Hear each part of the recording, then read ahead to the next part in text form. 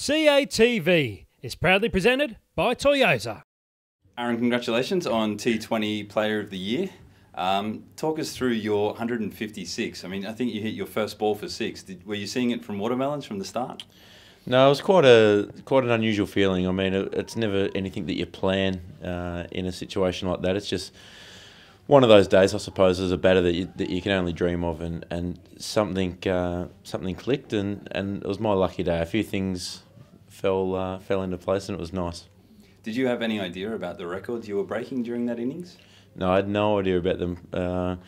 As you can probably tell, I went from about 95 to 100 very slow. I got a bit nervous around that mark, so there was some records that I missed out on, and that's fine. I mean, to win games for Australia is what it's all about, and regardless of records or personal accolades, I suppose that's all we're really after, is to win games. From the outside observer, it feels like you might have matured as a batsman a little this year, going just from 2020 slogging to building innings. Is that something you would agree with? Do you feel like how much progress you've made this year? I wouldn't say just this year. I think it's probably been the last two years, I suppose, that my game's probably changed from being more of a one pace type player to I think that I can play a few different roles. Not always just the natural hitter at the top, I suppose. I feel comfortable playing second fiddle, which you have to do most of the time when you're bat with Davey Warner and Shane Watson and guys like this who just give it an absolute smack. So I feel like my game's in really good order at the moment, and feel as though I've made a lot of progress in the last 2 years. Great. You mentioned some guys there that you're playing with now.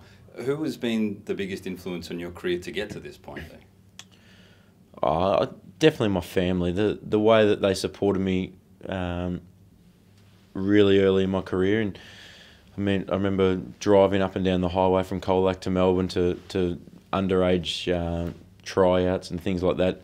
Weekends were pretty much taken up for mum and dad. So unfortunately, they didn't get a chance to.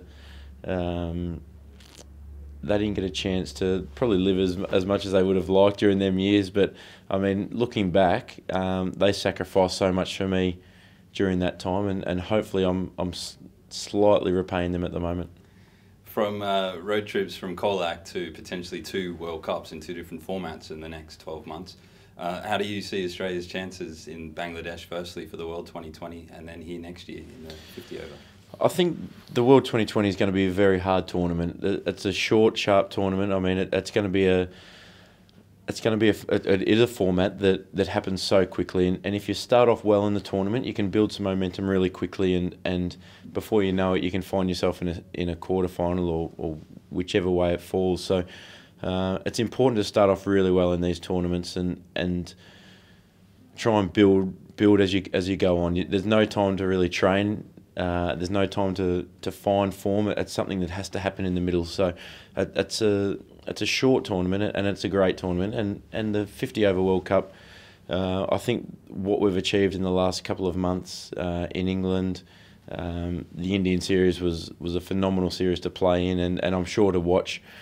Just enormous scores. I think that the way that we've changed, I suppose, the way that we approach one-day cricket. We play the game to entertain people, and I think that we're really doing that at the moment. There's times when that's going to come unstuck, but at the same time, we're really entertaining. That's what's enjoyable.